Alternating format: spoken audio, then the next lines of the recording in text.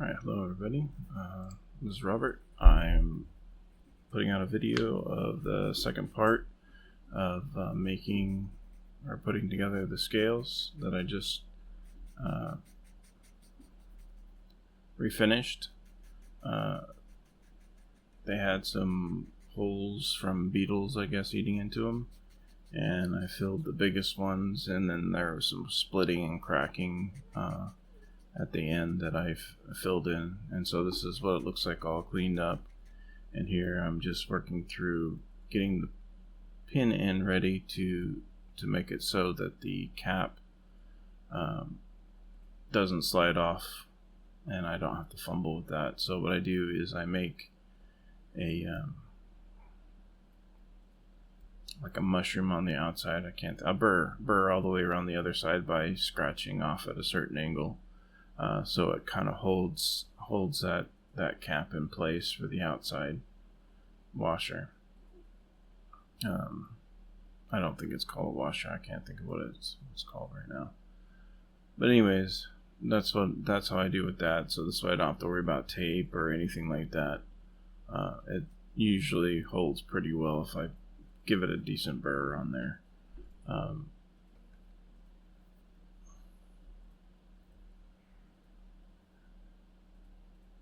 And then here I just make sure it's all flush together so it's not expanding and wider than it needs to be. I give it about just over an eighth gap above that bottom that cap. And I use the solid ones. They seem to hold the best for me. Like the other ones, they can get smashed because they're just basically bent pieces or whatever, and to me they don't hold as well. These ones are a little bit more rigid for my liking, and they're not huge, so they make big old take a big old section of the scales. That's just my personal opinion of it. They just happen to work for me. I'm sure I'll want to find other ones, but for right now, this is what I know. So I just kind of work with that. Don't have an anvil, so I make do with the 1 pound mallet or whatever, sledgehammer, whatever you want to call it, as my anvil. It works. And with this, I start out with the flat only to flatten mushroom out so it holds evenly before I start doing both sides and peening that out to the edges. And then later on you'll see I'll use the flat side again, and that's to kind of smooth out the mushrooming from the peening from using the round end. And what it does is it pushes the center out a little bit more so it's not so steep or round. And then it also helps it so you get a little bit more towards the outside to hold better. But when it's on the tail like this, it's not as crucial, but I just still like it fairly firm with it. And from you notice that wedge, it's a little bit larger when you remove material. That's what happens. So I just later on I'll be adjusting it so it sits seamlessly on there. So again, I'm getting that using the Toma 600 to get a burr all the way around. And also the clipper marks, when they cut, they leave a different shape, and so this kind of helps flatten it so it's an even surface to work on, and you kind of start the dome already, kind of already pre-doing your work. So this way when you're peening out, you're not having a high spot over here and something else, a lower area to adjust for. So that evens it out as well as holds that outer washer. And then I prefer using the inner washers because they offer support, especially when you're working with older scales or anything like that, it does support the razor and the scales better. Also, too, for moisture issues, it's able to allow a bit more airflow in there, and dries out fairly quickly instead of the it holding it there. Because a lot of the razors that I take apart from redoing them, the ones that don't have the washers really have a lot of rust rot in that scale area where it's touching the material, whether that's horn or plastic. But a lot of the ones that I'm getting are usually natural materials, like horns and stuff, or bone, and that's just what I found. And I rotate as well as working the hammer out away, because I want to hit the material and spread it out to the side of the of that pin. And so I'm not only turning it, but I'm actually rotating the angle of the pin on the anvil part of it, so I can single out like a specific angle of where I want it to go. So you notice, like, I change the position of it on the hammer that's the anvil part, and this just is what I found helps keep it even, helps keep you from bending the pin, because once you bend it, it makes it really hard to get it center, and then you'll get one part when you close, it'll be tight and then loose on another part of how far it's open. So keeping that straight is kind of key to keeping a consistent tightness throughout the whole opening and closing of the blade and the scales. And I prefer them fairly firm.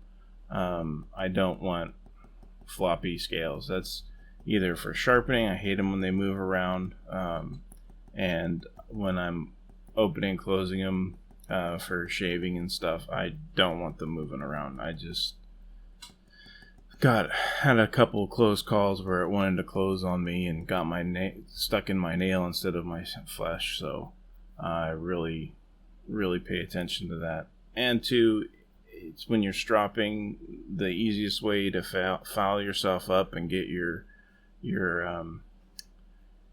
strop and damage it is if your scales are moving around. Same with when you're honing, you can mess up your blade and get it caught because it just throws you off. So just by tightening those scales up, it saves you a lot of hassle and problems later on. And there's something about having it solid in your hand and not feeling like it's going to wiggle out of your grasp too, that there's a comfort in that as well. So, but that's just what I prefer. I feel most comfortable that way. So you just do what you like on those.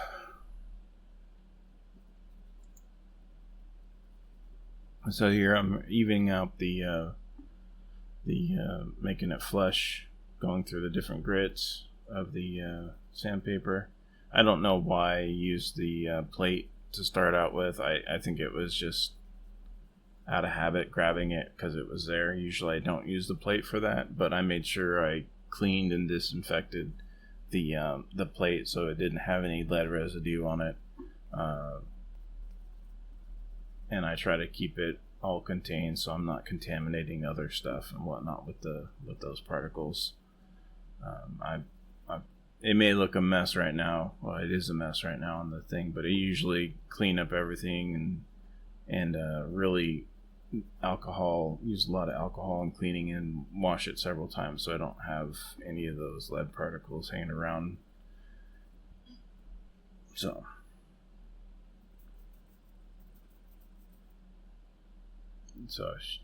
here is just an example of just always cleaning up after that process. the alcohol helps remove the oils that might help it stick to the lead, stick to it, or any other the polishing compounds left behind, so it can be removed. So I get I can see what's going on with the with what I've done, the work I've done. And then here's a piece of leather with buffing compound on it, and this works pretty good. It's the suede side, so it works fairly quickly. And then I go through and polish up the pins, make sure there's no burr left on the pins where I painted over. And when you work with the scales, they can move out a little bit, and you're generating heat, so they'll move a bit. So that's why you see me open it and close it and check it, and then do a little adjustment. Generally, it's still center, like from the peening, but like I said, when you're moving it around, it can readjust it. So I just keep going through and checking it, and that's crucial with these thin blades, because if you're closing it fast or you're not paying attention, you can really damage that toe area right behind the toe, closing it. So you just want to be mindful of that. And this blade's dull. I haven't started sharpening it yet. That's in the video that I've already published. This is just showing me how I put it together after fixing up the scales and polishing them up. They have a varnish that they put on it before. Most of them do, and I scrape that away and then use, of course, sand it and clean all those old stuff and cruddy build up and all that stuff off of there, and then I use paste wax to help seal, and I'll do several coats. This is just one of the coats I show, but this way it goes into the material and helps it revitalize it so it's not dried out. But these horn scales were in pretty good condition. They weren't overly dry. Like I said, there was a bit of cracking or splitting at the tail end of it, where the wedges, and I filled those in for support so it doesn't break up more. But this one was, besides the bug bites and stuff like that, or the beetle getting to it, it was in very good condition. One of the other scales I got were disintegrating as I was trying to take them apart, removing the pins, but at least one side stayed intact, so I could get that traced out. As you can see, the horn on the bottom right hand side all marked out, so I traced the original, and later on I'll cut out the new scales, and so I'll have a similar shape to it. I try to get as close as I can.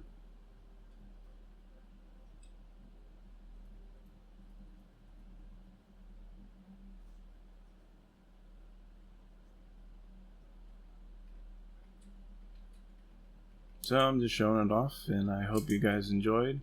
Thanks for watching.